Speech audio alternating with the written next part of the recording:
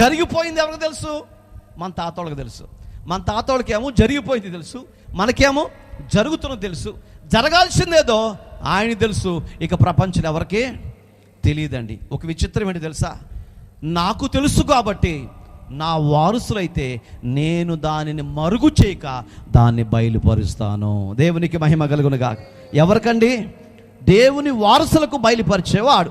కాబట్టి ఈ మధ్యాహ్న సమయంలో వాక్యములకు వెళదాం. మీరు గమనించండి, మనం కోరుకోవాల్సింది, మనకు కావాల్సింది ఏమిటయ్యా అంటే అభిషేకం. అధికారం మాత్రం కానే కాదు. అధికారం అనేది మనుషుల ద్వారా వచ్చింది, కొంతకాలమే ఉంటుంది. అభిషేకం దేవుని వలన వచ్చింది. వచ్చిన తర్వాత మనమున్నంత కాలం మనతో ఉండిద్ది. ఆ తర్వాత మన పిల్లల మీదకి అభిషేకం వస్తుంది. దేవునికి మహిమ కలుగునుగాక. హల్లెలూయా. తిమోతి అనేటువంటి భక్తుడు ఉన్నాడు పరిశుద్ధ గ్రంథములో. ఆయన విశ్వాసము, ప్రార్థన, నమ్మకమైన జీవితం చాలా శ్రేష్టమైనది. అపోస్తలుడైన పౌలు గారు తిమోతికి ఇంత విశ్వాసం ఎలా వచ్చింది, ఇంత ప్రార్థన జీవితం ఎలా వచ్చిందని కాస్త జాగ్రత్తగా విచారించి తెలుసుకుంటే అతని తల్లి గొప్ప ప్రార్థనా పరురాలు. దేవునికి మహిమ కలుగునుగాక. అప్పుడు తను బాగా ఆలోచన చేశాడు, ఈవిడ ఇంత ప్రార్థన కలిగి ఎలా ఉంది, ఇంత విశ్వాసం కలిగి ఎలా ఉందని ఆమెను ఎంక్వైరీ చేస్తే వాళ్ళ అమ్మ భక్తి పర్రాలని తేలింది. దేవునికి మహిమ కలుగునుగాక. అంటే తిమోతి వాళ్ళ అమ్మమ్మ ఆయి అనుకుంటా పేరు. ఏమండి, ఏం కలిగిందంట ఆవిడే? లోయి. భక్తి కలిగినదని తెలిసిందండి. అంటే ఈ ప్రార్థన అభిషేకం తరతరాలుగా దేవునికి మహిమ కలుగునుగాక. అంటే అభిషేకం అనేది మన మీదకి వచ్చిన తర్వాత అది మనతో అంతరించేది, పోయేది కాదు. మన తర్వాత మన బిడ్డల మీదకి, వారి బిడ్డల మీదకి ప్రపంచములో ఉన్నటువంటి అందరిపైకి ఈ అభిషేకం ప్రవహిస్తూనే ఉంటది. ఆ అభిషేకాన్ని తీసుకుని వచ్చాడు. అదే లోకములోనికి వెలుగుండెను, లోకములోకి వచ్చెను. అది ప్రతి మనిషిని వెలిగించింది. అభిషేకాన్ని పొందేవారు కొంతమందే, అభిషేకాన్ని అనుభవించే వాళ్ళు మరి కొంతమందే. చాలామంది విచిత్రం ఏంటి తెలుసా అండి? ఆరాధన చేసేటప్పుడు అండి వాళ్ళ ధ్యాస ఎక్కడికో వెళ్ళిపోయింది. నాకు వాళ్ళని చూస్తే చాలా బాధ అనిపించింది. కళ్ళు తెరిచి చూస్తారు, ఏదో మాట్లాడుకుంటుంటారు, ఫోన్లు వస్తే మాట్లాడుతూ ఉంటారు. అసలు ఆ సమయం దాటిపోతే, ఏది ఆ దేవుడు నిన్ను అభిషేకించే సమయం దాటిపోతే నీ పరిస్థితి ఏంటి?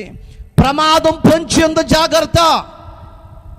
సావుకుడువైన, విశ్వాసమైన ప్రపంచంలో ఏ వ్యక్తివైనా నీకు దేవుడిచ్చిన సమయాన్ని దేవుని దగ్గరే గడపాలి. అంతేకాని నీవు ఇష్టం వచ్చిన సమయాన్ని పాడు చేస్తే దేవునికి లెక్క చెప్పాలి. జాగ్రత్త. నీ సమయాన్ని దేవుడు దొంగిలిస్తాడు. ఆరోగ్యవంతుడుగా ఉండవలసిన నీవు ఆరోగ్యవంతుడుగా ఉండవు, ఎక్కడో ఉండాల్సిన పరిస్థితి వచ్చింది. అవునా అంటే అవును.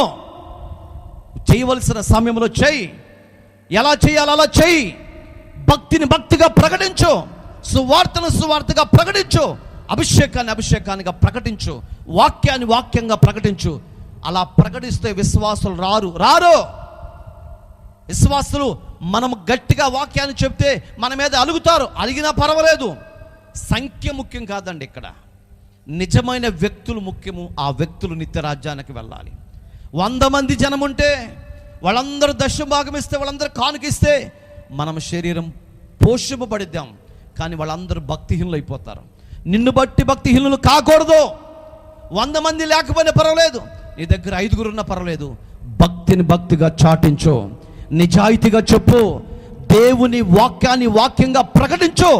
మరి నీ సంగతి ఏందంటావా? అక్కడ వాళ్ళు తీసుకొచ్చేది కొంచెమే. నా దేవుడు ఆకాశ తూములు విప్పుతాడు. నువ్వు కని విని ఎరుగని రీతిలో అభిషేకం నీ దగ్గరకు వచ్చిద్దే, ఆశీర్వాదం నీ దగ్గరకు వచ్చిద్దే. నువ్వు పుట్టేటప్పుడు భూలోకంలోకి ఏమి తీసుకురాలేదు. ఈరోజు మంచి డ్రెస్సు, మంచి ఇల్లు, మంచి ఆహారం ఎక్కడి నుంచి వచ్చిందంటే నీ పరలోకపు తండ్రి నిన్ను పిలిచిన నాయకుడే నీకు ఇచ్చాడు. ఆయన నీకున్నప్పుడు ధైర్యంగా ముందుకెళ్ళు. దేని గురించి ఆలోచన చేయొద్దు, దేని గురించి చింతించొద్దు. నా దేవుడు అన్ని ఇస్తాడు. నీకు కావలసిన అభిషేకం నీ నుండి పక్కకు పోకు.